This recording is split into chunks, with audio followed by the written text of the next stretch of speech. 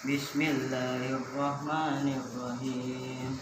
Ara'aital ladzi yukadzibu bid-din, fadzalikal ladzi yad'u'ul yatim, wala yahuddu 'ala ta'amil miskin, fawailul lil musallin, alladzina hum an salatihim sahun, alladzina hum yura'un wa yamna'unal ma'un. Sadaqallahul azim. Bismillah, walhamdulillah, la hawla wa la quwwata illa billah. Asyhadu an la ilaha illallah wa asyhadu anna Muhammadan abduhu wa rasuluh alladzi la nabiyya ba'da. Faqad qala Allah ta'ala fi kitabihil karim. A'udzu billahi minasy syaithanir rajim. Ya ayyuhalladzina amanu taqullaha haqqa tuqatih wa la tamutunna illa wa antum muslimun. Wa qala Rasulullah sallallahu alaihi wasallam, innama bu'ithtu litammima makarimal akhlaq. Semua para pemuda generasi penerus perjuangan para ulama dan mujahid, berjuang untuk kemerdekaan dan Indonesia.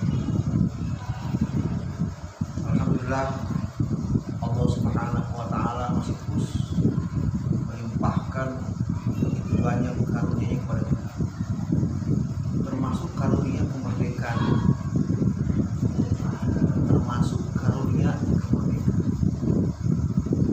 Oleh karena itu, kata kemerdekaan, kata al-istiqlal, ini sebenarnya sebuah istilah yang sangat umum didengar atau familiar dengan telinga umat Islam. Kalau kita lihat sejarah mulai dari zaman Nabi Muhammad sampai terus perjuangan para khalifah, maka kita akan menemukan sebuah istilah yang sangat-sangat menggetarkan pikiran dan hati umat manusia seluruh dunia. Ketika orang ribut tentang yang namanya hak asasi manusia dan kemerdekaan, freedom, sejak zaman Nabi Muhammad ya sudah digaungkan. Ketika umat Islam itu misalnya mengirimkan tentara ke sebuah wilayah, maka bahasanya itu apa? Bebas. Bahasanya itu apa? Bebas. Ini bukan penaklukan seperti yang dilakukan oleh bangsa-bangsa seluruh dunia. Ya, yang dipahami. Oleh karena itu penting sekali bagi kita sekarang ini di momen yang sangat-sangat luar biasa, bulan Agustus ini, ya, bila kita membahas tentang pergerakan ormas-ormas Islam dan bagaimana kiprah mereka terhadap bangsa dan negara. Ini harus sampai dipahami oleh kita semua. Teman-teman tahu nggak kenapa bangsa Indonesia sampai mampu merdeka? Tahu nggak? Tahu nggak? Kenapa bangsa Indonesia sampai merdeka? Ini tidak mungkin terungkap masalah ini. Kenapa? Karena kita dicekoki dengan pelajaran-pelajaran sejarah yang sangat-sangat minim tentang masalah itu minim sekali. Contoh nih, dalam rangkaian peristiwa kemerdekaan, contoh nih, dalam rangkaian peristiwa proklamasi, harus paham peran begitu besar. Jangan Bahkan hal yang besar, hal yang kecil pun diurus oleh para ulama. Apa yang kecil? Coba, apa yang kecil? Yang kecilnya adalah momentum penyebutan proklamasi. Oke, sekali lagi, momentum penyebutan proklamasi. Yang kita tahu dalam sejarah ya, 17 Agustus tahun 45 itu seolah-olah kayak gak sengaja. Sekali lagi, proklamasi kemerdekaan Indonesia pada tanggal 17 Agustus tahun 45 itu dalam sejarahnya kayaknya seolah-olah gitu, kayak kebetulan. Ya, kayak kebetulan. Gimana diceritakan? Diceritakan itu apa? Nah, itu Soekarno, Hatta Pak, diculik oleh sekelompok pemuda yang membawa mereka ke Rengas Dengklok. Betul gak peristiwa itu? Betul, peristiwa itu terjadi. Tapi tanggal 17 Agustusnya bukan karena peristiwa itu. Bukan karena peristiwa itu. Justru tanggal 17 Agustus 1945 itu lahir dari apa? Saran ulama. Lahir dari fatwa ulama. Teman-teman mesti tahu, tanggal 17 Agustus tahun 1945, ya, sekali lagi, tanggal 17 Agustus tahun 45, harinya hari apa? Hari Jumat. Bulannya bulan apa? Agustus. Bulannya bulan apa? Bulannya bulan Ramadan. Bulannya bulan Ramadan.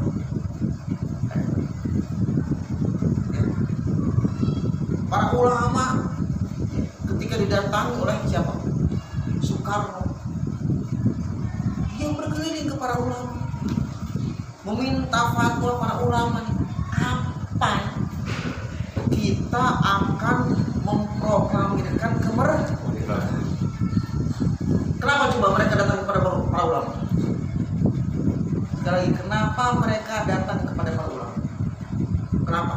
Di samping para ulama itu adalah tokoh yang menguasai syariat, betul? Betul? Betul? Tapi itu ulama enggak di masjid dulu. Ya, itu ulama enggak bertelur di pesantren. Maksudnya apa?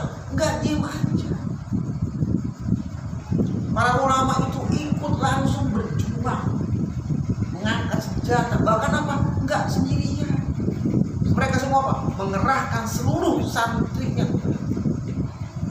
Santri sebesar ini, antum itu dikerahkan.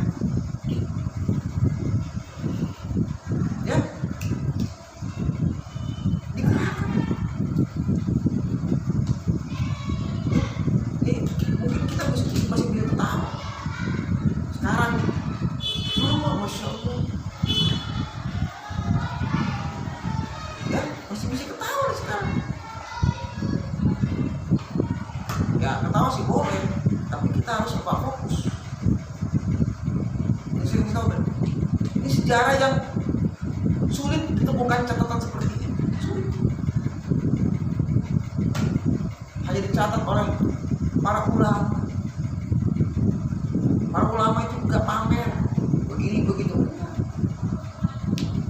Akhirnya apa? Mereka bermunajat kepada Allah Subhanahu wa Ta'ala, berdoa kepada Allah. Kira-kira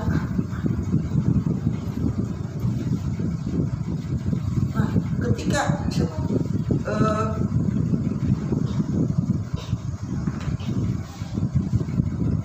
Soekarno datang kepada ulama, itu sudah mendekati bulan Ramadan. Sudah mendekati bulan Ramadan. Makanya para ulama gimana mencari hari terbaik.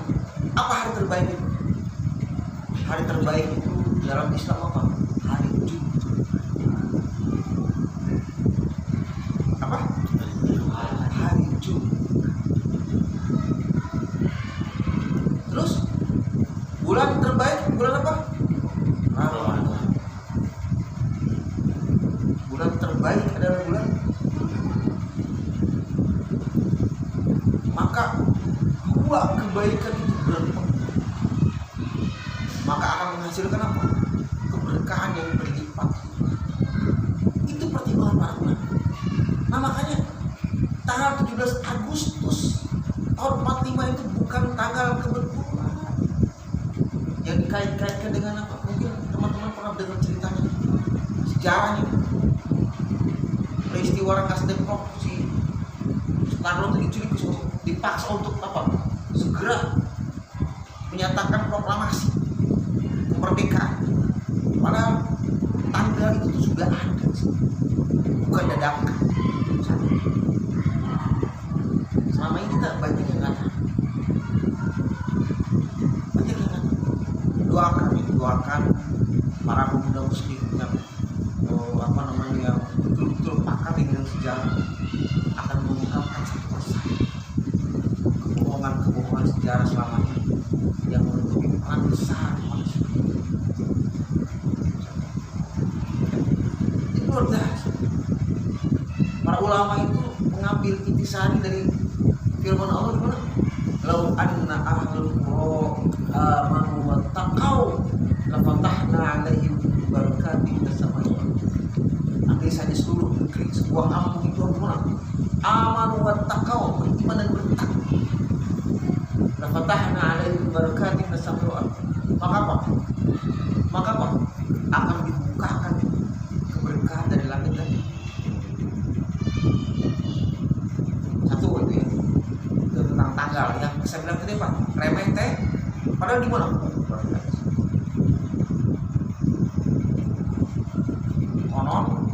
Konon ini masih dicek ya oleh ahli hisab, betul gak tanggal berapa? Tanggal 17 Agustus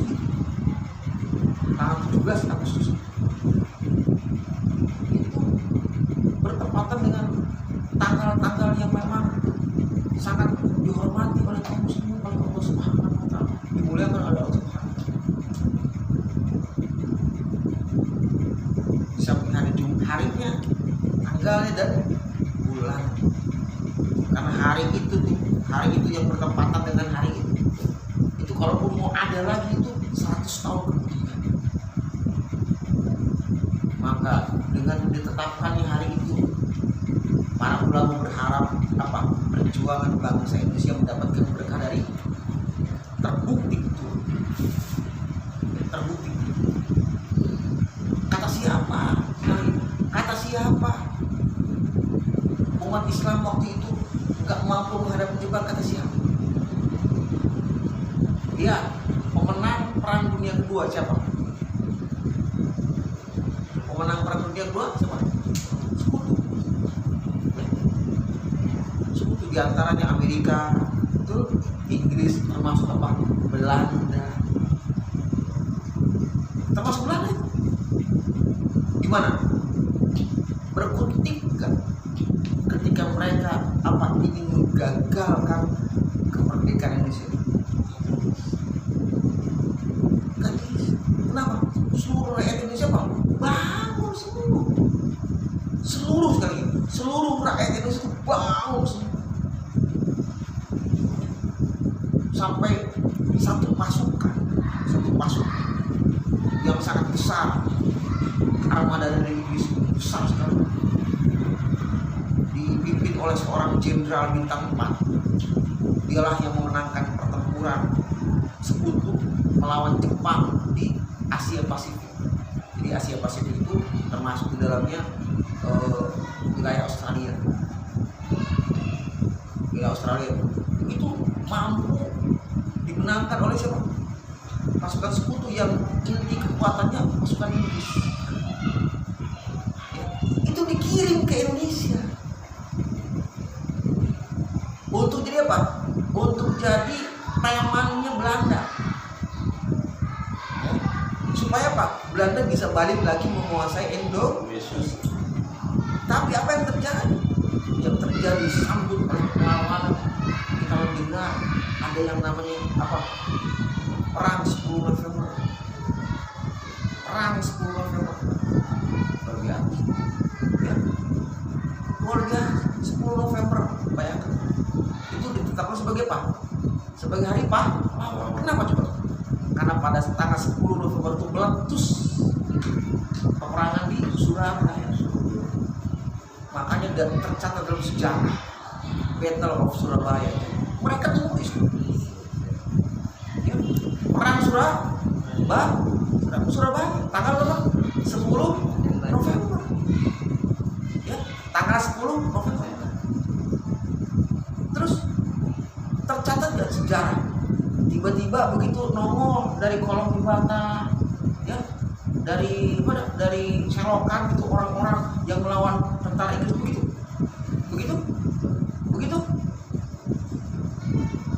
Ya, tanggal 10 November terjadi. Itu karena apa? Karena para ulama tanggal sebelumnya, itu tanggal 5 November mengeluarkan seruan bernama apa? Resolusi jihad. Apa yang dimaksud resolusi jihad? Maksudnya apa? Seruan untuk berjihad. Kenapa di Surabaya? Karena pasukan Inggris itu mendarat di Surabaya, pelabuhan Surabaya. Di sana ada pelabuhan. Mendarat semua dengan kekuatan penuh. Dengan kekuatan. Maka bagaimana? Para ulama menyampaikan resolusi jihad, membakar. Makanya pahlawan 10 November ya, disebut sebagai hari pahlawan. Tapi yang paling banyak dikenang adalah kata-kata Bung Tomo. Kata Bung Tomo, tidak ada lagi kata-kata lain yang bisa membakar semangat juang bangsa Indonesia kecuali kata-kata Allahu Akbar, Allahu Akbar, merdeka, merdeka. Itu tanggal 9 November diserukan resolusi jihad. Maka seluruh pesantren-pesantren di Jawa, seluruh pesantren-pesantren di Jawa, termasuk yang ada di Jawa Barat ketika itu, termasuk Banten, itu jalan kaki kemana? Ke Surabaya. Jalan kaki ke Surabaya.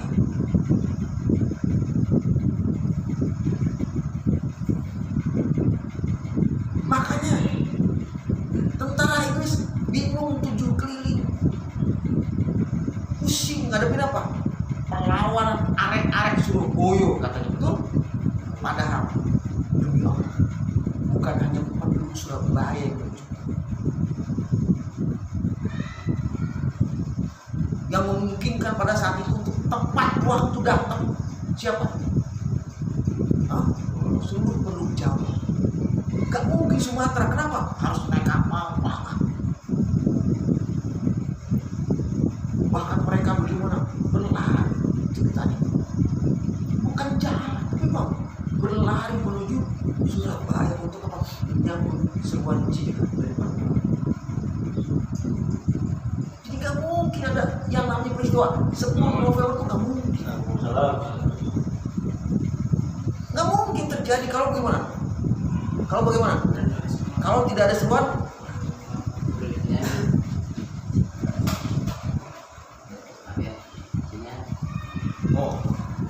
dua ya.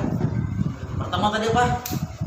Tanggal 17 Agustus tahun 45. Mungkin itu hal yang remeh, tapi ternyata ada pertimbangan mendalam di dalam.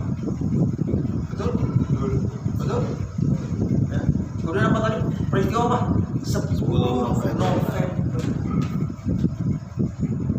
Jadi tahu nggak Jenderal Sudirman orang mana?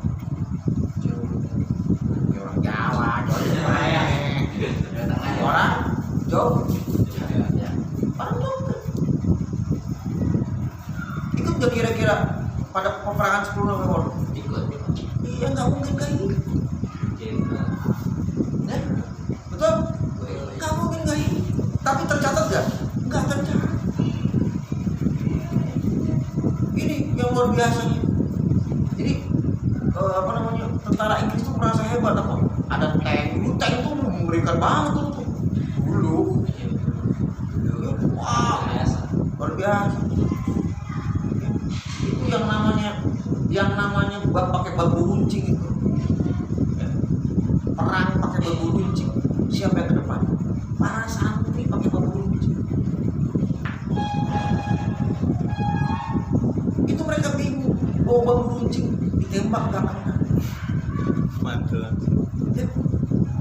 Itu benar terjadi. Satu, dua ya. Tanggal 17 Agustus, tanggal 10 November. Tidak mungkin terjadi segala peristiwa 10 November yang luar biasa menggetarkan dunia dengan perang yang luar biasa, Battle of Surabaya. Sampai-sampai bagaimana? Sampai-sampai itu Inggris bingung luar biasa. Kenapa? Itu panglima perangnya mati.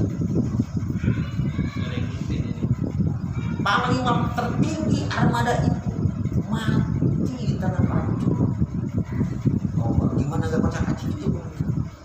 Inggris marah. Yang tadi cuma nge-backing doang, yang dikasih tahu sama Belanda, Indonesia mah cemen. Gitu kata Belanda. Betul? Tapi ternyata. Nah, sejak saat itu gimana? Para ulama itu membentuk apa? Tentara-tentara mereka. Ada Hizbullah, ada Sabilillah, dua sayap militer dari Indonesia. Ketika TNI terbentuk, ya TNI waktu itu terbentuk, ikut gak mereka jadi tentara? Enggak itu. Ya. Kenapa? Mereka ikhlas berjuang, mengutamakan nyawa, memberikan tenaga. Ya. Mereka pasukan-pasukan itu gimana? Pasukan-pasukan itu gimana? Pakaiannya. Pasukan-pasukan itu gimana? Pasukan-pasukan dari pesantren itu yang disebut apa? Fisabilillah, Hizbullah. Pakai pakaiannya kayak gimana? Tentara, pakai sepatu bot. Pakai sorban, pakai gamis mereka berjuang. Enggak kayak tentara.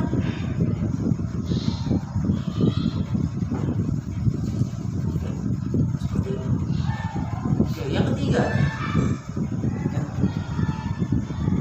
Belanda juga ada sebuah peristiwa perang juga yang sangat mengerikan mereka. Apa itu? Perang gerilya. Ya, perang gerilya. Ketika apa? Ketika ibu kota Indonesia pada saat itu Yogyakarta mampu dikuasai oleh Belanda. Yang pertama tadi apa? Belanda sama Inggris ya. Masih bernafsu di Belanda. Terus akhirnya apa? Mereka gimana? Menguasai Yogyakarta. Ditangkap itu siapa? Soekarno, Hatta, ditangkap itu semua. Coba Panglima Jenderal Sudirman gimana menghadap pada presiden? Saya akan melawan dengan cara bergerilya. Maka bergerilya. Siapa Jenderal Sudirman? Siapa? Jenderal Sudirman itu guru ngaji, seorang ulama.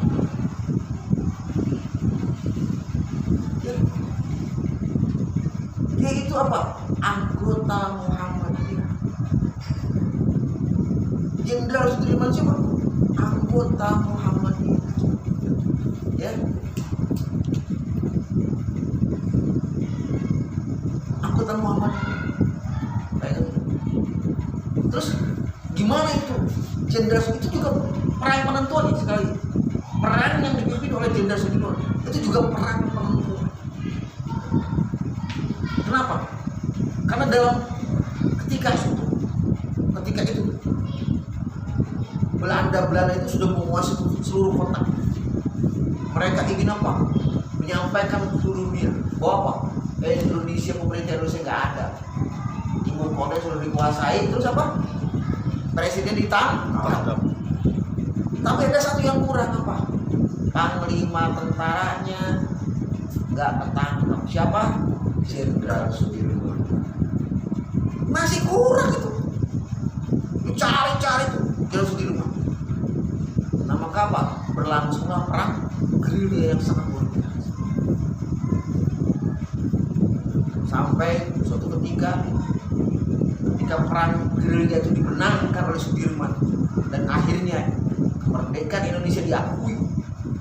Ya, anak-anak buahnya bertanya kepada Jenderal Sudirman.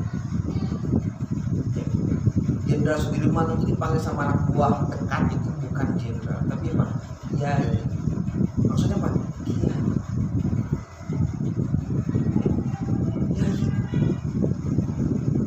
Kata anak buah, kenapa kita bisa menang? Anak buahnya sendiri gimana?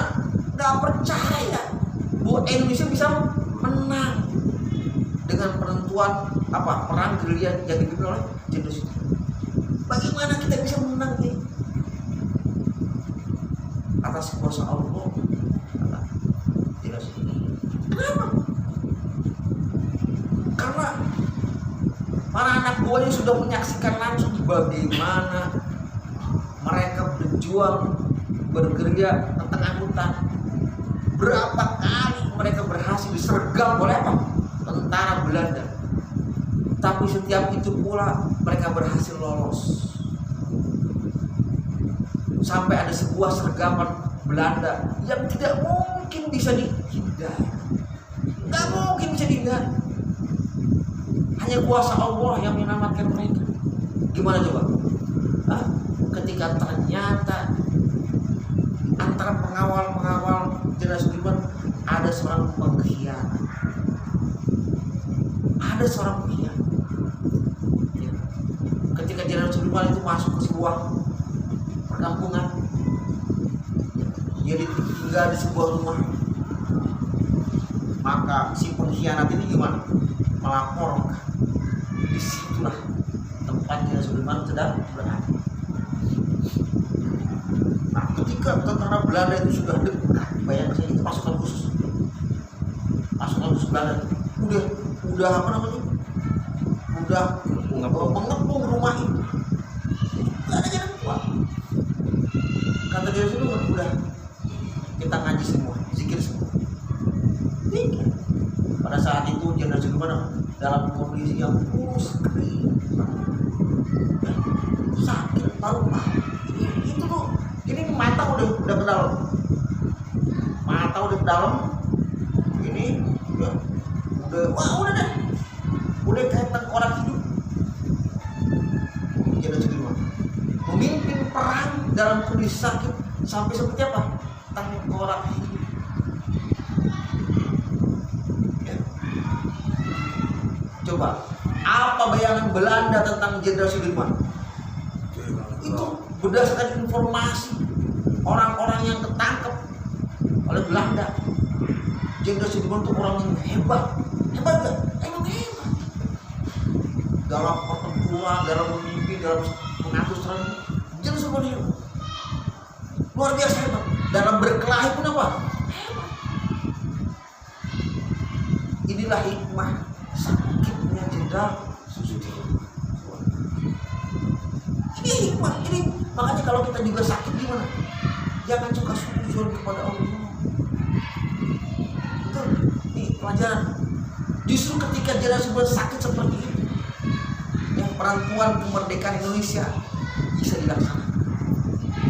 Ketika tentara Belanda masuk dalam rumah, itu cuma ada berapa sih? Ada 5 orang, 6 orang. Diserbu sama berapa? Puluhan orang yang bersenjata. Ketika dikepung bagaimana? Orang Belanda nggak tahu wajahnya, Sudirman nggak tahu. Mana panggil orang itu? Tuh Jenderal Sudirman. Menunjuk kepada apa? Memang Jenderal Sudirman lagi memimpin. La ilaha illallah, biasa zikir. Apa kata orang Belanda? Bego kamu. Nggak mungkin ini Jenderal Sudirman. Nggak mungkin ini apa? Jenderal Sudirman dan para tentara. Sebab apa? Di antara tentara pengawal Jenderal Sudirman ada anak kecil, masih remaja. Krempeng nih kayak dia lah. Bener, krempeng. Ini nggak mungkin Jenderal Sudirman dan serta pasukannya terkenal ini high licin, hebat luar biasa. Ada apa? Si pengkhianat jadi tembak kepalanya dan Jenderal Sudirman ditinggalkan begitu saja. Itu semua menjadi kenangan yang sangat kuat dalam benak apa pengawal Jenderal Sudirman. Yai, kenapa Yai bisa begini? Yai punya apa? Yai punya apa sampai bisa mengalahkan tentara Belanda yang begitu hebat? Maka kata Jenderal Sudirman gimana? Aku mengamalkan 3 perkara selama perang itu. 3 perkara. Pertama apa? Pertama, bukankah aku menyuruh membawa kendi yang isinya apa? Ya betul deh. Kau perhatikan apa yang aku lakukan. Iya. Engkau berwudu. Jadi Jenderal Sudirman itu gimana? Menjaga wudu. Setiap kali batal gimana? Berwudu lagi. Nggak ada urusannya sama sholat, nggak ada. Maksudnya sholat pasti, tapi setiap batal wudu gimana? Wudu lagi. Inilah ya, sosok-sosok yang dalam hadis disebutkan orang-orang yang menjaga wudunya itu Pak, nanti di akhirat apa? Akan seperti apa? Burun muhajjalina min athari. Orang-orang yang apa? Bercahaya wajahnya nanti di akhirat gara-gara apa? Bekas itu.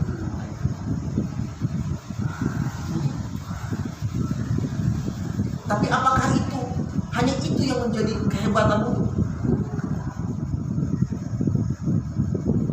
Bukan itu. Kata siapa? Jenderal Sudirman. Ini terkait dengan firman Allah. Innallaha yuhibbut tawwabina wa yuhibbul mutatahhirin. Sesungguhnya Allah sangat mencintai orang-orang yang bertaubat. Kenapa? Suci, maksudnya apa? Menjaga kesucian mereka. Sesungguhnya Allah mencintai orang-orang yang taubat dan apa? Kiri. Menjaga al-taubat, yang menjaga kesucian mereka, menjaga wudu mereka. Sekarang saya mau nanya, teman-teman nih, ya, misalnya kita beli sepedanya bagus, ada apa? Kita jatuh cinta sama sepeda itu.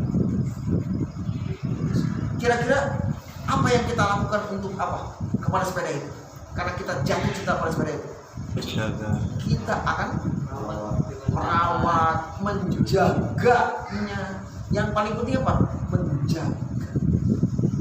Itu konsekuensi dia apa? Dari rasa cinta. Lalu bagaimana bila Allah mencintai Jenderal Sudirman yang menjaga wudu? Maka apa? Allah menjaga Jenderal Sudirman. Itu kunci pertama. Betapa mendalamnya coba Jenderal Sudirman terkait apa?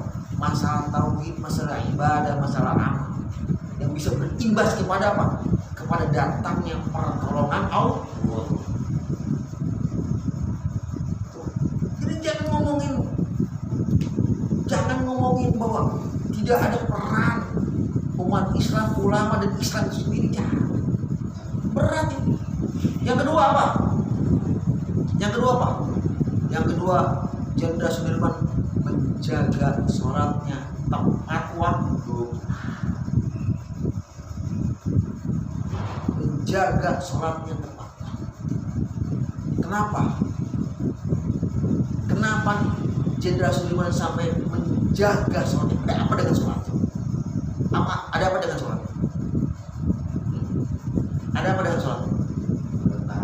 Hah? Apa? Berdapat apa? Pahala. Itu doang. Hah? Apa kaitannya dengan perang? Kita lagi perang. Betul? Betul? Apa kaitannya dengan perang? Tahu gak? Tahu gak? Hah? Tubuh sehat kan sakit kenyataan. Jaga kebugaran aja. Hah? Apa hakikat sholat?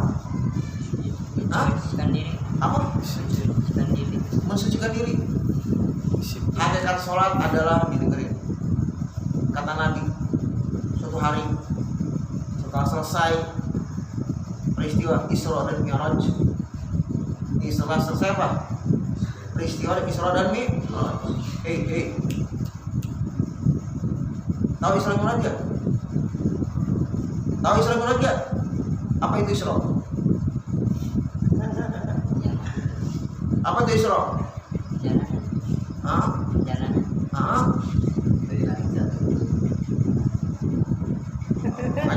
Harus banyak belajar ya. Pertama ya dengerin. Ya kalau ada orang ngomong gimana, jangan suka ketawa sendiri-sendiri. Ya. Betul. Nah, itu artinya apa?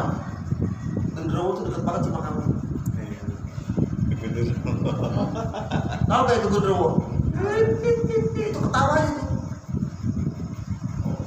Ya makanya orang lain pada serius, kamu ketawa serius. Kenapa coba?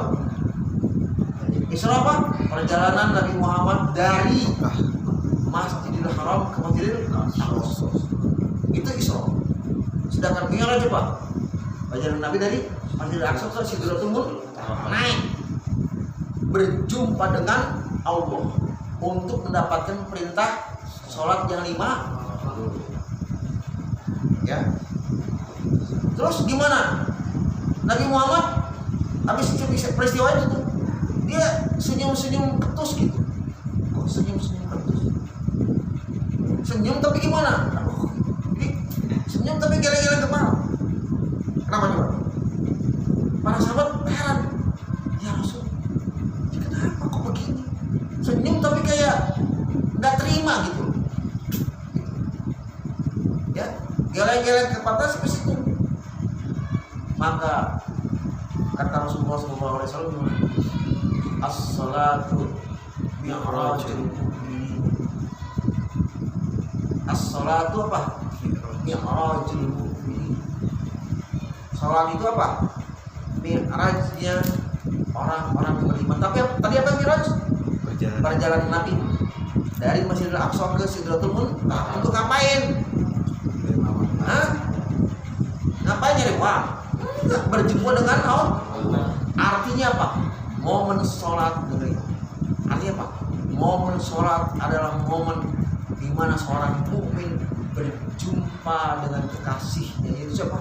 Allah Subhanahu wa Ta'ala. Ya. Kalau ente nih punya pacar, terus ente menjaga waktu kunjungan pacar, seneng banget sih. Cewek seneng banget sih. Tepat waktu tiap malam minggu. Betul? Betul nggak? Suka nggak digitu cewek kita? Ada nih. Betul nggak? Nah, bayangkan saja, ya, momen ketemu dengan Allah kita ini kita jaga. Kita jaga. Ya, komunikasi mesra kan dua kuncar kan begitu ya. Ketika pacaran gimana? Masa tabok-tabokan? Betul kan? Bermesra dong, betul? Saya bukan menganjurkan pacaran, bukannya mah gambaran doang. Bermesraan juga sama, sholat itu gimana? Waktunya kita bermesraan dengan kekasih kita yang hakiki siapa? Allah Subhanahu wa Ta'ala. Itu dijaga oleh Jenderal Sudirman. Maka maka apa? Cinta Allah begitu semakin kuat kepada diri sendiri. Ya sekarang kita realisasi cintanya bagaimana? Hah? Realisasi cinta itu apa? Menjaga kan? Karena generasi sudah menjaga hubungan cinta ini kepada Allah, maka apa? Allah menjaga generasi itu. Ya? Itu kunci keberhasilan generasi itu. Yang ketiga bagaimana? Halo? Yang ketiga? Yang ketiga kata generasi itu, aku berjuang ikhlas karena Allah untuk apa? Kemerdekaan Indonesia. Ikhlas. Berat. Ikhlas. Setan itu gimana? Yang namanya setan. Tahu setan? Tahu kan setan? Ya, setan itu paling pusing 7 keliling itu menghadapi apa? Orang ikhlas. Setan paling senang ngadepin orang kaya. Betul. Setan paling senang ngadepin apa? Mujahid. Paling senang ngadepin apa? Ulama, pemimpin. Paling senang. Tahu dia apa? Celah kekurangan mereka itu tahu. Tapi mereka tidak berkutik ketika berada dengan orang-orang yang ikhlas. Inilah pengakuan setan sendiri. Ya Allah, Engkau telah mengutukku ya Allah, kata setan. Setan sendiri. Engkau telah mengutuk. Maka bagaimana? Tangguhkanlah kematian. Dikabulkan Allah. Ya Allah, aku akan apa? Menghalangi setiap hamba. Sekali lagi, menghalangi setiap hamba Allah. Dari depan, dari belakang, sampai kanan, sampai kiri, atas bawah semua dikepung kita. Ya, makanya ente tuh ya tadi ketawa-ketawa itu berhasil tuh digoda. Mas setan tadi, setan genderuwo. Ya, betul. Akhirnya Pak ente nggak fokus, nggak dapat ilmu. Ya, tapi kata saya gimana? Illa min ibadakal mukhlasin. Ya Allah, aku tidak akan mampu ya menghadapi mereka.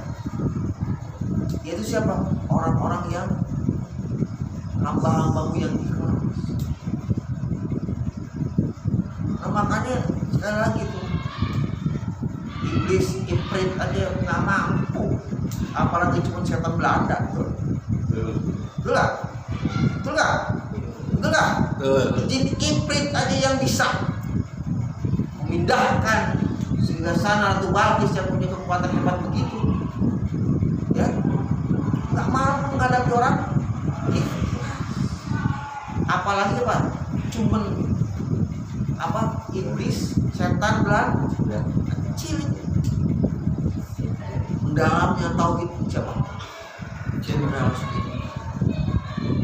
Cerita ini disampaikan oleh siapa? Oleh Jenderal Gatot Nurmantio. Cerita ini diabadikan oleh Angkatan Bersenjata Republik Indonesia, Tentara Nasional Indonesia, dan disampaikan bocoran ini oleh Jenderal Gatot Nurmantio. Ini yang harus kita pahami. Saya nggak usah banyak-banyak, 3 peristiwa itu tadi. Anak-anak. 3 peristiwa tadi. Apa? Pertama apa? Tanggal 17 Agustus tahun 45. Kedua, peristiwa 10 November. Ketiga, bagaimana ya Jenderal Sudirman memimpin perang. Pertanyaan saya, kenapa kok sampai begitu hebatnya jasa siapa? Ulama dan umat Islam dari apa? Dari upaya membatalkan kemerdekaan Indonesia. Betul? Gimana coba? Hah? Gimana?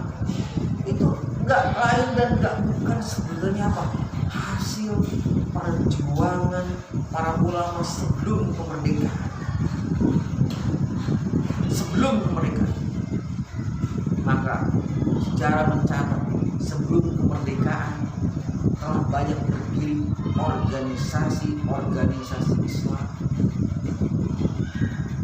Ya. Tahun berapa Indonesia merdeka? Tahun 4. Maka tahun 1905 sudah berdiri apa? Serikat Dagang Islam. Apa? Serikat Dagang Islam. Kenapa sampai muncul organisasi-organisasi itu? Kenapa? Karena umat Islam sebelumnya, umat Islam dan pemimpinnya sebelumnya yang diwakili oleh apa? Oleh siapa? Oleh raja-raja Nusantara. Ada Raja Jogja,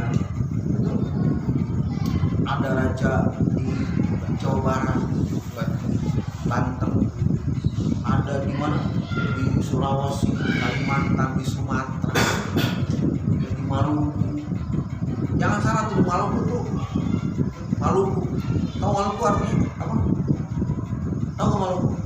Itu Maluku dari bahasa Arab. Raja. Muluk, al-mulku aja. Kerajaan. Kenapa? Karena di Maluku, di Pulau Maluku itu, di Pulau Maluku itu telah berdiri apa?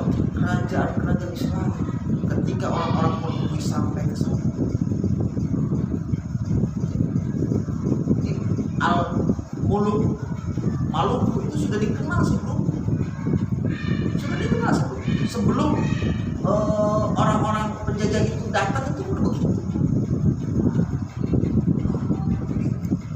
Perjuangan pertama itu dipimpin oleh para raja. Masing-masing mereka berperan. Jawa ya Jawa, Sumatera ya Sumatera, Hasanuddin, Babula, apalagi di Aceh, masing-masing. Ya. Padahal mereka juga sebenarnya pengen bersatu, tapi memang jarak yang tidak memungkinkan. Nah, ketika kerajaan Islam itu sudah mulai ditaklukkan oleh Belanda dengan apa? Politik divide et impera, memecah belah, ya, maka muncullah kesadaran para ulama, para cendekiawan kita. Para ulama itu menyadari kita perlu yang namanya apa? Persatuan. Mulai dari tahun itu berapa? Tahun 28 ada apa? Sumpah Pemuda. Itu di dalamnya ada Young Islamic Bond. Maksudnya apa itu? Kumpulan pemuda-pemuda muslim. Nah di situ ada siapa? Tokoh-tokoh kita, ayah-ayah kita, kakek-kakek kita di Persatuan Islam. Ada Muhammad Nasir, ada siapa? Ustaz Abdurrahman Almarhum. Semua mereka tuh waktu itu masih muda-muda, sudah bergabung untuk apa? Untuk mempersatukan. Dan tahukah teman-teman yang mempersatukan Indonesia yang sebelumnya namanya Nusantara apa? Islam. Yang menyatukan Nusantara itu apa? Islam. Maka itu mudah. Kenapa mudah bersatu? Karena Islam. Mudah bersatu karena Islam. Tapi bagaimana dalam sejarah? Yang paling ditonjolkan itu peran Soekarno, peran Hatta. Betul nggak mereka berperan besar? Betul. Umat Islam tidak menyangkal. Tidak. Tapi yang disangkal selama ini apa? Peran ulama Islam disangkal. Ini yang jadi masalah. Ini yang jadi masalah. Coba bayangkan saja, organisasi selain Islam yang berdiri ketika itu yang mana? Coba dalam sejarah enggak. Hanya satu-satunya organisasi selain Islam yang berdiri pada saat itu apa? Perkumpulan apa? Budi Utomo. Dan tahu nggak teman-teman, perkumpulan Budi Utomo itu adalah perkumpulan para ningrat yang ngumpulnya cuma sama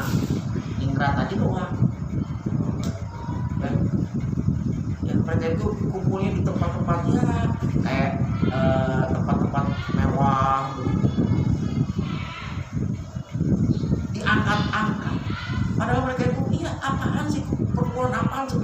Tapi dalam sejarah kok diangkat-angkat sampai-sampai hari mereka berdiri itu disebut sebagai apa? Kebangkitan nasional. Padahal kalau mau kebangkitan nasional itu Pak, mulai tahun apa? 1905 ketika apa? Pertama kali Serikat Dagang Islam berdiri oleh seorang ulama kita bernama Pak Cokro Aminoto. Cokro Aminoto. Tahu berapa? Kosong? Ya. Ternyata apa? Cokro Aminoto sekarang tuh ditetapkan sebagai apa? Guru bangsa. Keren banget. Dia mengajarkan para pemuda khususnya tentang apa? Tentang Islam. Makanya di antara murid-murid Cokro Aminoto itu ada yang namanya apa? Abu Salim. Ya, Abu Salim. Sampai dia menjadi apa? Diplomat paling hebat. Orang yang kecil, jenggotan, tapi bahasa Inggrisnya luar biasa, seorang ulama. Ya. Terus gimana? Tahun berapa? Muhammadiyah berdiri tahun 1917. Bayangkan. 05 SDI, ya. Itu 7 tahun kemudian berdiri Muhammadiyah. Makin kuat lagi gerakan perjuangan Muhammadiyah. Terus gimana? Muncul lagi siapa? Persatuan Islam. Tahun berapa? Tahun 20 berapa? 23. 11 tahun kemudian berdiri apa? Persatuan Islam. Ini organisasi pers itu berdiri sudah sejak tahun 23. Sebelum kemerdekaan, justru gagasan-gagasan kemerdekaan itu muncul dari mereka, dari ormas-ormas. Diperkuat lagi dengan apa? Dengan munculnya Nahdlatul Ulama tahun 20. Nah, 4 organisasi utama inilah yang awal-awalnya Pak membangkitkan kesadaran kemerdekaan. Kelima oleh Serikat Dagang Islam. Tahun 12 siapa? Muhammad. Tahun 23 Persatuan Islam. Tahun 26 siapa? Nahdlatul Ulama. Ya. 3 organisasi yang terakhir sebutkan itu sampai hari ini terus berkiprah bagi bangsa dan negara. FDI berubah menjadi Serikat Islam. Sekarang masih ada. Sekarang masih ada.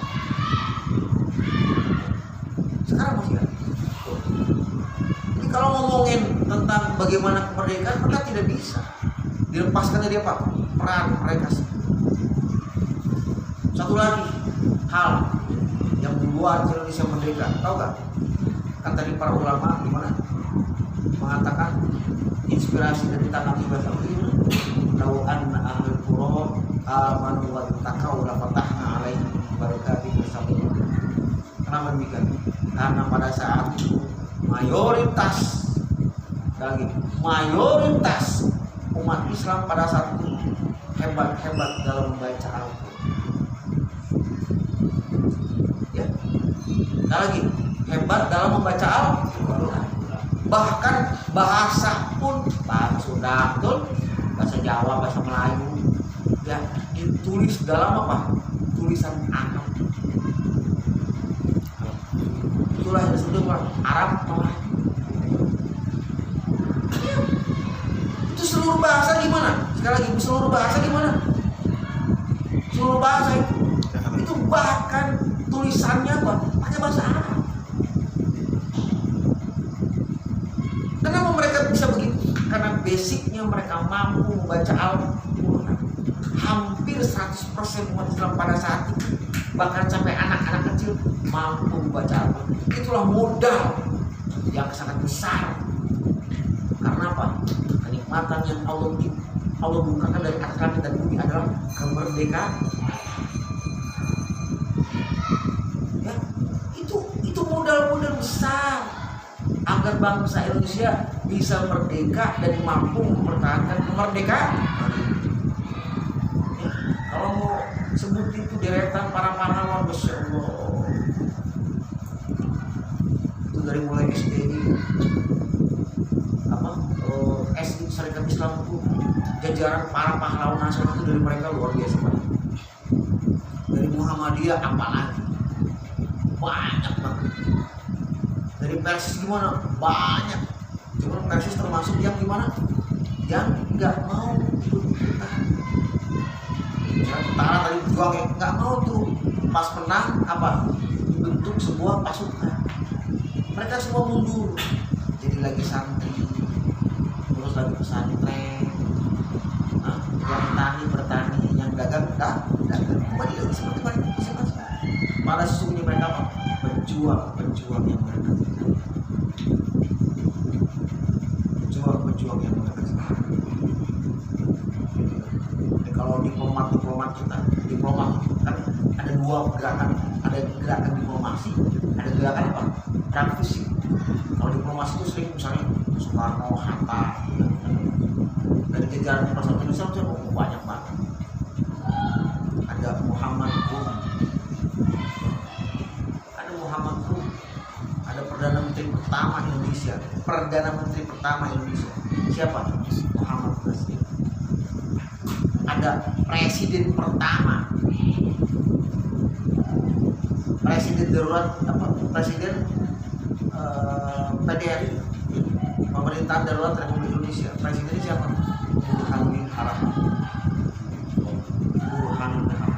Kita mungkin asing sama sosok presiden. Padahal semasa perang fisik ketika Soekarno itu ditangkap, siapa jadi presiden? Halo? Itu lalu itu yang jadi presiden. Ya, dicari-cari orang itu yang bernama Burhanuddin Harapan. Kenapa? Karena Burhanuddin Harapan ini membawa apa? Membawa antena kemana-mana. Membawa apa? Antena kemana-mana. Supaya apa? Supaya siaran. Ketika Jogja ditangkap, dikepung, dikuasai, Soekarno ditahan, muncul siaran radio. Telah berdiri pemerintah darurat Republik Indonesia dengan presidennya Pak Burhanuddin Harapan. Kalah lagi diplomasi Nah ini perjuangan bangsa yang peran awal dan utamanya adalah umat Islam. Nah, makanya teman-teman perlu kita ngaji agar kita jangan sampai diburu.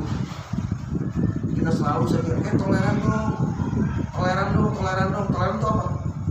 Apa toleran? Hah? Apa toleran? Berbaik-baiklah.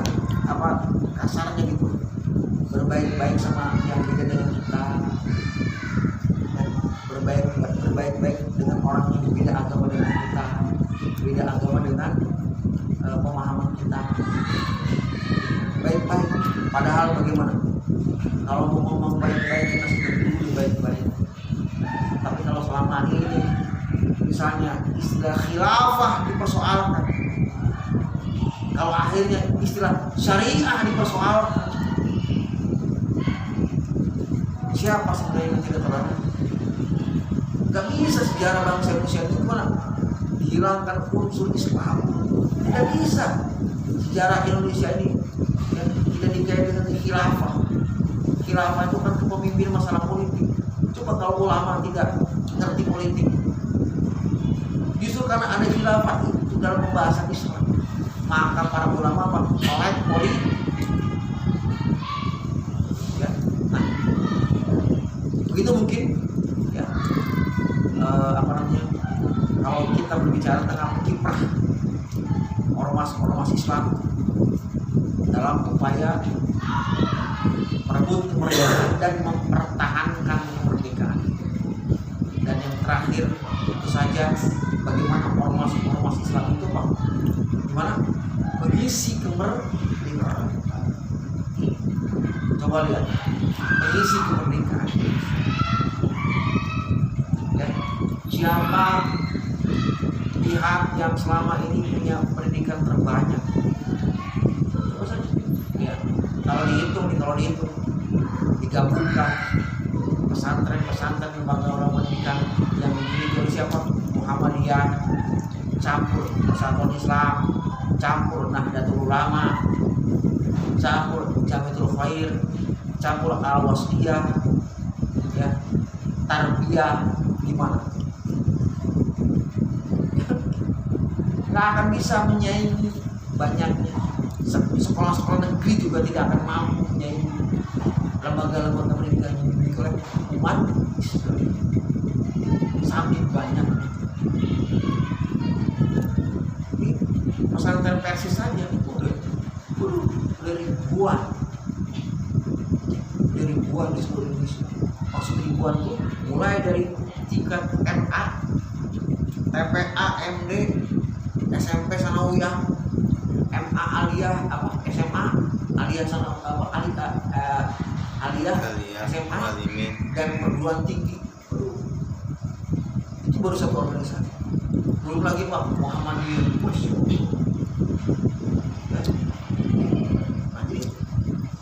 Bangsa Indonesia itu berhutang pada jasa ormas bahkan sampai hari ini. Coba siapa yang nampung itu anak-anak yang tidak tertampung di sekolah negeri? Siapa? Ormas Islam. Begitu, ya.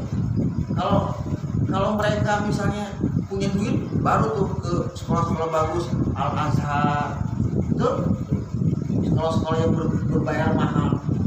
Ya. Tapi orang-orang miskin yang tidak tertampung di negeri, orang-orang miskin yang tidak tertampung di sekolah-sekolah ini, larinya kemana? Larinya ke lembaga-lembaga ormas. Luar biasa mereka dalam mengisi kemerdekaan. Nah, inilah yang bisa saya sampaikan. Mudah-mudahan teman semakin terus menyadari betapa kemerdekaan ini adalah nikmat untuk kita dan bagaimana caranya kita menyikapi dengan sebaik-baiknya. Jangan sampai kita lalu malah terlena dengan situasi seperti ini, lupa kepada perjuangan orang-orang tua kita, ya, sehingga jangan sampai kita disebut sebagai apa? Generasi pemutus, tapi kita menjadi apa? Generasi penerus. Dan silakan bila ada yang ingin bertanya, silakan. Awak. Apa perbedaan jin, setan, sama iblis? Cap. Apalagi mau nanya, coba. Ya, saya. Satu poin, bismillahirrahmanirrahim. Saya agak penasaran tentang materi yang kemarin soal pemuda, penyambung atau pemutus sejarah. Ustadz memberikan beberapa poin tentang perang Jawa yang bersangkutan dengan perang salib. Mohon pencerahannya agak kurang mengerti kemarin. Oke, siap. Boleh. Jin. Mau nanya? Mau ngomong ya? Enggak. Oke, kalau gitu pertama-tama ya, perbedaan iblis, jin dan setan. Baik. Pertama jin dulu. Jin itu nama makhluk, ya, semisal dengan apa? Malaikat, manusia. Pak, sekali lagi, jin itu apa? Nama makhluk. Jin itu nama makhluk, semisal apa tadi? Malaikat, manusia, hewan, tumbuhan, gitu. Pengelompokan gitu ya. Itu jin. Jadi jin itu apa? Nama makhluk. Makhluk manusia gitu. Betul? Pak? Oke. Kedua, iblis. Iblis adalah jin pertama. Paham? Ya. Ada makhluk manusia. Betul? Pertanyaannya, manusia pertama siapa? Adam. Itu maksudnya. Bandingan itu begini. Jadi, Allah menciptakan manusia pertama siapa? Adam. Maka Allah menciptakan jin pertama siapa? Iblis. Paham? Jadi iblis itu nama seorang jin. Adam nama seorang manusia. Firman sekarang setan. Ya. Setan itu sifat. Setan itu apa? Sifat. Bukan nama makhluk, bukan nama seseorang, bukan. Tapi apa? Sifat. Sifat yang jahat. Itu setan. Nah, itu kepada apa? Setan. Nah, ketika firman Allah mengatakan a'udzu billahi minasyaitonir rajim. Betul? Aku berlindung pada Allah dari apa? Godaan setan yang terkutuk. Nah, setan di situ maksudnya apa? Setan jin. Setan yang berasal dari apa? Jin. Kenapa? Karena jin itu apa? Ar-rajim. Tutup. Nah, si ar-rajim ini apa? Iblis. Jadi, lagi ya. Jadi yang dirajam, yang dikutuk oleh Allah, ar-rajim yang dikutuk oleh Allah itu bukan jin secara keseluruhan. Karena mungkin teman-teman pernah dengar ada yang namanya apa? Jin muslim. Betul? Nah, yang dikutuk oleh Allah, ya, itu khususnya apa? Iblis. Laknatullah alaihi. Jadi ar-rajim di sini apa? Setan di sini apa? Mengacu kepada Sifat si iblis, sifat jin.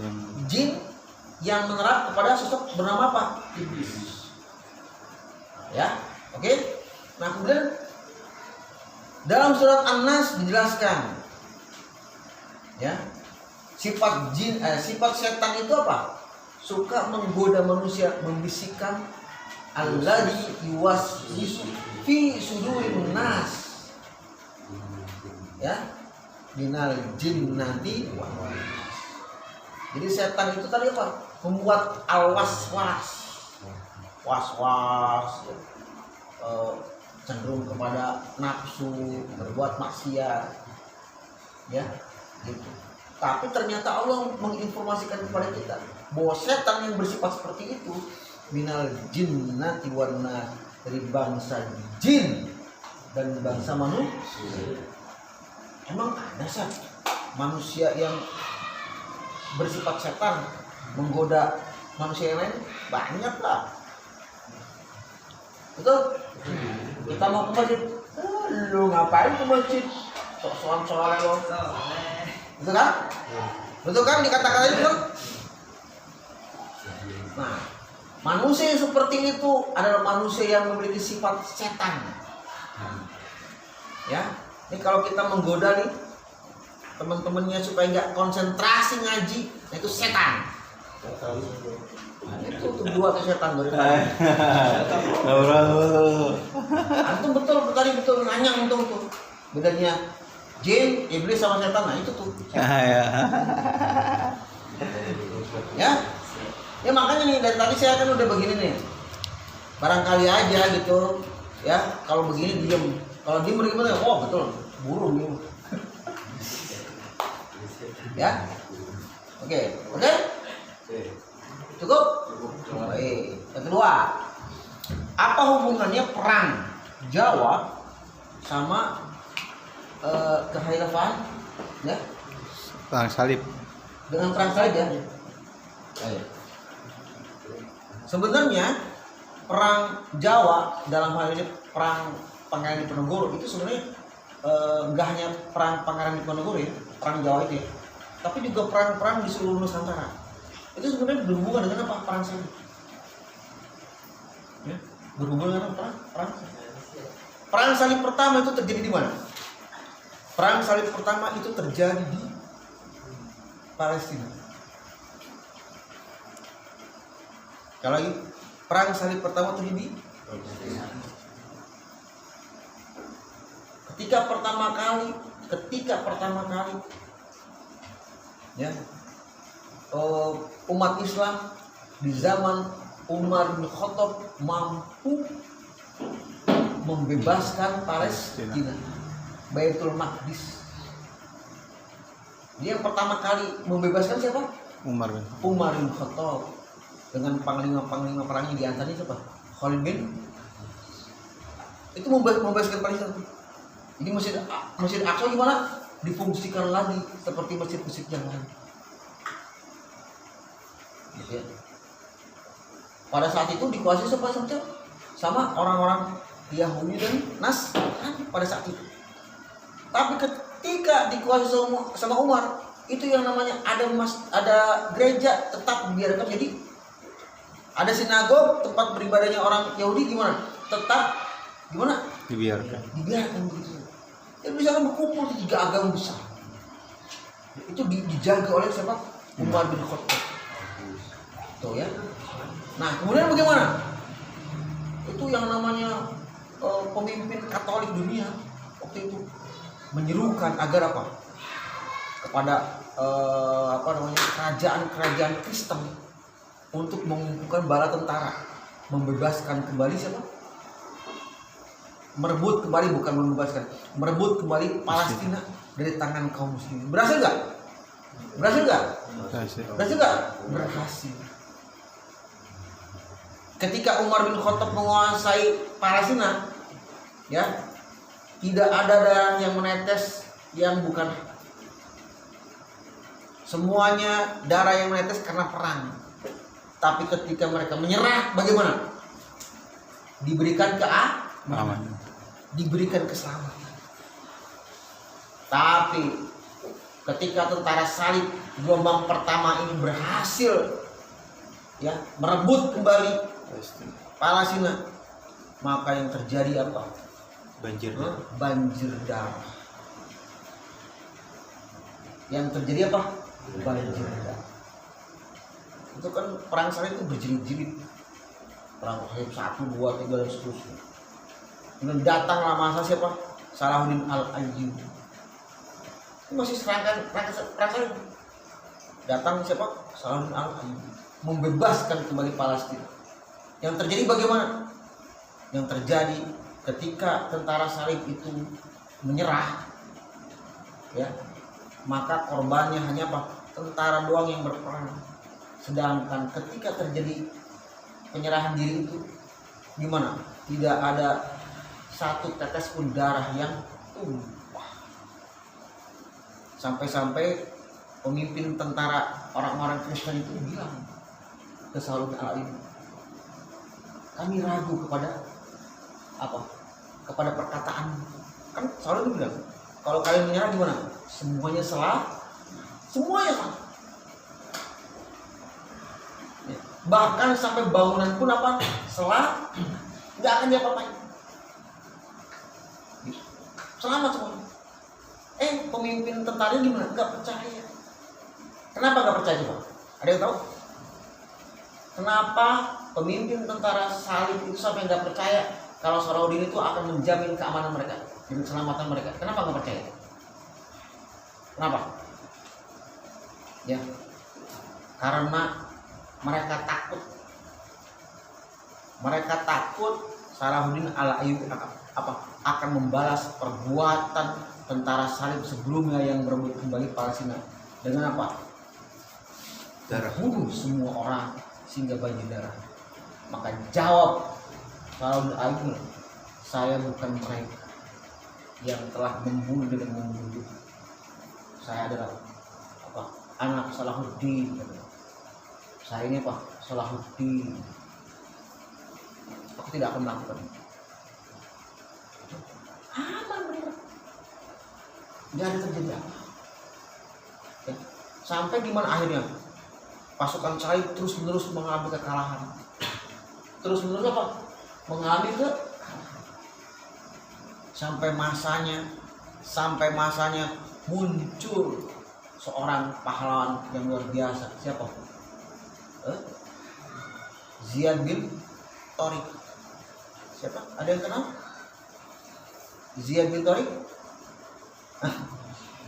Ziyad bin Tariq. Tariq bin Ziyad. Balik itu. Tariq bin Ziyad. Sampai apa? Dia menginjakkan kaki di Eropa. Ya. Di Eropa. Sampai ada sebuah selat antara Timur Tengah dan Eropa. Selat itu dinamakan apa? Gibraltar. ya. Karena dalam bahasa Arabnya ada sebuah gunung di saat itu, maka tentara Islam pada saat itu menamakan apa gunung itu dengan apa? Jabal Tariq, gunung si Tariq gitu. Itu terkenal. Dan kemudian setelah itu gimana? Muncullah Khilafah Utsmaniyah yang mengalami kejayaannya ketika Muhammad Al-Fatih. Muhammad Al-Fatih. Nah, di era Muhammad Al-Fatih inilah di apa namanya? Di Bizantium itu, di kota Bizantium yang dikalahkan oleh Muhammad Al-Fatih, itu merupakan sebuah semacam pelabuhan laut, tempat perdagangan luar biasa. Maka ketika Bizantium itu dikuasai, maka gimana? Jalur perdagangan yang membawa itu yang namanya rempah-rempah yang dibutuhkan oleh orang-orang Eropa itu gimana? Diputus oleh Muhammad Al-Fatih. Diputus itu. Gak bisa itu yang namanya cengkeh ya, rempah-rempah, jahe-jahean yang bikin anget-anget gitu ya. Cengkeh itu kapan? Untuk bikin rokok. Makanya orang Eropa tuh merokok. Kenapa? Emang perlu semua. Untuk apa? Melawan hawa dingin di Eropa. Jahe gimana? Minuman favorit itu. Pokoknya apapun yang menghangatkan tubuh itu laku keras di Eropa. Dan bahan-bahan itu semuanya dari Nusantara. Dari Indonesia, ya. Nah, ketika jalur perdagangannya dicegat oleh Muhammad Al-Fatih, akhirnya bangsa Eropa ini untuk pertama kalinya berlayar ke seluruh dunia. Ada yang ke Amerika, ada yang ke Australia, ada yang ke Afrika, Mesir, Libya, dan orang-orang Spanyol, Portugis. Orang Spanyol, Portugis belum tuh tetanggaan tuh. Spanyol sampai di mana? Di Filipina. Ya, di Filipina. Tahu Filipina? Kenapa namanya Filipina? Kenapa? Karena dulu itu namanya Moro. Filipina itu dulu namanya Moro, Mindanao, Moro. Itu kesultanan Islam itu. Dikuasai oleh apa? Oleh penjajah dari Spanyol. Akhirnya apa? Wilayah itu disusun dengan apa? Filipina. Karena raja Spanyol pada saat itu namanya apa? Philip. Raja Philip. Nah, yang Portugis ini, sampai di mana? Di Aceh. Di Aceh diserang sama orang Aceh. Terus sampai akhirnya mereka berlayar ke Maluku. Makanya orang-orang Portugis menguasai apa? Maluku. Termasuk apa? Timor. Itu kan Portugis. Bikin kacau dulu kan. Akhirnya apa? Timor lah. Itu di situ jalan. Kemudian yang lain siapa? Inggris datang juga. Mungkin teman-teman pernah dengar namanya Dangerous. Itu orang Inggris itu. Termasuk apa akhirnya nyusul Belanda. Nah, Belanda inilah yang serakah. Ya. Jadi pelayar-pelayar Eropa itu diutus oleh raja masing-masing, diberkati oleh para pendetanya dengan gerakan apa? 3G. Ya. Apa? Pertama, kenapa apa? Gold, glory, and gospel. Gold maksudnya apa? Emas. Itu bukan emas. Emas di Eropa itu udah gak berharga. Lebih mahal apa? Cengkeh daripada emas. Jadi mereka berlayar apa? Mencari sumber dari cengkeh-cengkeh itu. Itu diikuti jalurnya. Sampailah mereka ke sana. Itu gold pertama. Terus apa? Glory. Glory apa? Kemenangan. Mereka ingin membahas ya kekalahan mereka di Bizantium. Ingin bahas. Dan yang ketiga apa? gospel. Apa gospel? Semangat menyebarkan agama. Makanya dalam pelayanan mereka itu selalu didampingi seorang pendeta. Ya. Maka bisa diketahui kan, umat Islam datang ke Nusantara dengan sangat damai. Betul? Hindu sampai Indonesia apa? Damai. Belum Hindu Buddha. Islam masuk di mana? Dengan damai. Maka siapa, agama mana yang masuk ke Indonesia dengan membawa tentara? Betul? Ya, itu yang harus dipahami. Ya, makanya perang-perang di Indonesia itu enggak bisa dilepaskan dari semangat mereka perang apa? Salib. Lalu kalau kita ngomongin ini perang Sabil, masa nggak boleh? Ya, perang Sabil itu lawan dari perang Salib. Sabilillah, Sabil. Makanya perang Sabil itu disebutin. Bayangkan ya, orang lain perang atas nama Salib, masa kita nggak boleh perang atas nama Sabil? Ini fakta-fakta sejarah yang jarang diketahui.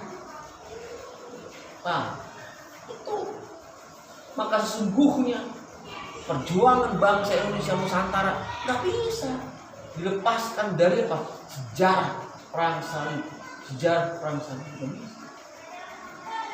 Mereka sendiri justru yang mengait-ngait. Mereka sendiri, bukan kita. Orang Nusantara meskipun Islam pernah perang dengan mereka, belum pernah dulu. Mereka datang ke sini katanya mau dagang,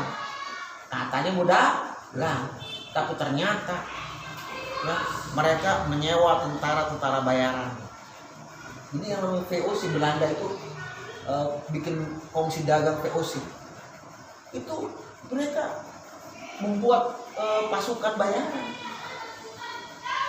dari berbagai macam penjuru dunia itu, termasuk dari Indonesia. Mungkin tahu nggak Londo Ireng? Tahu Londo Ireng?